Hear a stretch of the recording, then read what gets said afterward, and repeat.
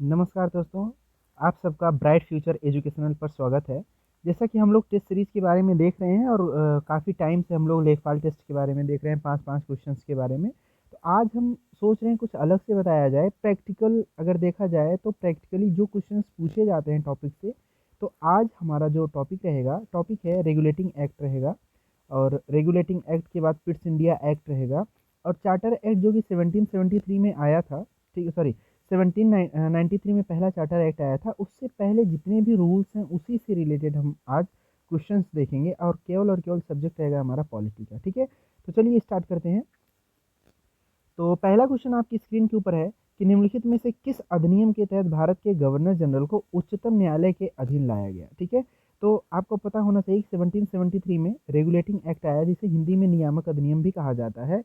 और इसी के तहत 1774 में, हमने पिछली वीडियोस में आपको बता रखा है कि 1774 में आपको कोलकाता के मतलब कलकत्ता के अंदर क्या किया गया, एक सुप्रीम कोर्ट की स्थापना की गई। और उसी सुप्रीम कोर्ट के तहत क्या किया गया कि अब गवर्नर जनरल तथा उसकी कार्यपरिषद जो है वो नियामक अधिनियम के अंतर्गत आ जाएगी। ठीक है, तो यहाँ पे हमारा जो क्वेश्चन हो जाएगा उसका आंसर क्या है, पहले का पहला। ठीक है, नियामक अधिनियम। पिट्स इंडिया एक्ट तो 1784 में आया। और चार्टर अधिनियम, जो प्रथम चार्टर अधिनियम था, फर्स्ट चार्टर एक्ट था, 1793 में आया था। और चार्टर अधिनियम 1813 की बात कर लें, वो भी अलग सिस्टम है। ठीक है, चलिए आगे बढ़ते हैं थोड़ा सा। अब अगर देखा जाए दूसरा क्वेश्चन, तो दूसरे क्वेश्चन में आपको ये देखने को मिल रहा है कि कलकत्ता में स्थापित उच्चतम न्यायालय के सहायक न्यायाधीशों में कौन शामिल नहीं था। सबसे पहले ये देखें कि कलकत्ता में स्थापित जो उच्चतम या सुप्रीम कोर्ट था, उसमें कौन कौन था। तो सर एलिजा एम्पे जो थे, ये चीफ जस्टिस थे, मतलब मुख्य न्यायाधीश थे। बाकी हाइड, लिमिस्टर और चैम्बर, ये जो तीन थे। अगर आपने हाई स्कूल में पढ़ा होगा साइंस, तो उसमें HCl के बारे में पढ़ा होगा। HCl एक एसिड होता है, तो इससे याद कर सकते हैं, H for Hyde, C for Chamber, L for Limister. तो हाइड, चैम्बर और लिमिस्टर जो थे, ये असिस्टेंट ये न्यायाधीश थे, मतलब सहायक न्यायाधीश थे। और सर एलिजा एम्पे जो थे, ये मुख्य न्यायाधीश थे। तो इसमें पूछा गया प्रश्न कि उच्चतम न्यायालय के सहायक न्यायाधीशों में कौन शामिल नहीं था। तो सर एलिजा एम्पे, ये हमारा आंसर हो जाएगा। ठीक है, तो इस तरीके से हमारे क्वेश्चन का आंसर क्या हो गया, सर एलिजा एम्पे। ठीक है, अगले क्वेश्चन की तरफ अगर हम बढ़ें तो देखें क्या है कि अगला क्वेश्चन कहता है, अगर आप ध्यान से देखें तो उच्चतम न्यायालय के कार्य क्षेत्र से भारत की गवर्नर जनरल और उसकी कार्यपरिषद को कब मुक्त किया गया। अब जो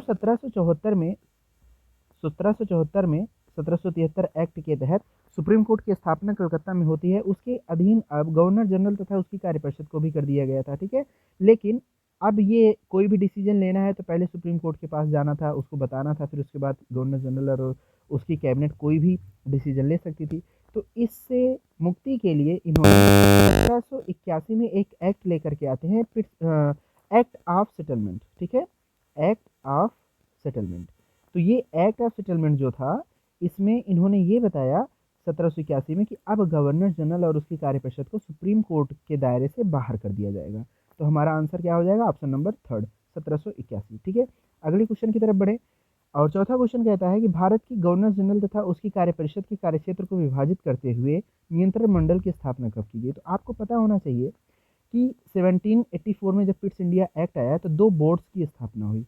एक आया बोर्ड ऑफ कंट्रोलर और एक आया बोर्ड ऑफ डायरेक्टर्स। ठीक है, तो इसके तहत क्या किया, बोर्ड ऑफ कंट्रोलर जो थे, ये कंपनी के राजनीतिक मामलों को देखने के लिए थे। और जो बोर्ड ऑफ डायरेक्टर्स थे, ये कंपनी के व्यापारिक मामलों को सुलझाने के लिए। तो इस तरीके से कहीं ना कहीं गवर्नर जनरल और उसकी कार्यपरिषद के जो सीमाएं थी, उसको उन्होंने सीमित करने की कोशिश की। अब इनके अधिकार जो हैं अब सीमित कर दिए जाएंगे। अब कोई भी डिसीजन होगा तो बोर्ड ऑफ कंट्रोलर, ये राजनीतिक मामलों में, हालांकि गवर्नर जनरल और उसकी कार्यपरिषद को सर्वोच्च रखा गया, बट बोर्ड ऑफ कंट्रोलर और बोर्ड ऑफ डायरेक्टर के माध्यम से कंपनी ने अपना कार्य करना प्रारंभ कर दिया। और ऐसा कब हुआ, 1784 के पिट्स इंडिया एक्ट में। ठीक है, अगले क्वेश्चन की तरफ देखें तो भारत का वह कौन सा गवर्नर जनरल था जिस पर महाभियोग चलाया गया। तो ये बहुत ही अच्छा क्वेश्चन है। क्यों, क्योंकि जब 1784 में जब आपके बोर्ड ऑफ कंट्रोलर और बोर्ड ऑफ डायरेक्टर्स की स्थापना हो जाती है, तो गवर्नर जनरल के अधिकारों को सीमित करने का प्रयास किया गया। तो उस समय जो यहाँ का गवर्नर जनरल था, उसका नाम था वॉरेन हेस्टिंग। ठीक है, तो वॉरेन हेस्टिंग को इन्होंने क्या किया, अब इन्होंने इस्तीफा दे दिया और इस्तीफा दे करके यहाँ से चले गए अपने देश ब्रिटेन। और यही रीज़न था कि इनके ऊपर महाभियोग चलाया गया। ठीक है, तो ये रहा। आई होप कि 5 क्वेश्चंस जो थे आपके पॉलिटी से रिलेटेड, ये बहुत ही इंपॉर्टेंट क्वेश्चन है, ये पूछे जा सकते हैं। आप सबको पसंद आया होगा, जैसा भी हो अपनी राय कमेंट में कीजिएगा। Thank you very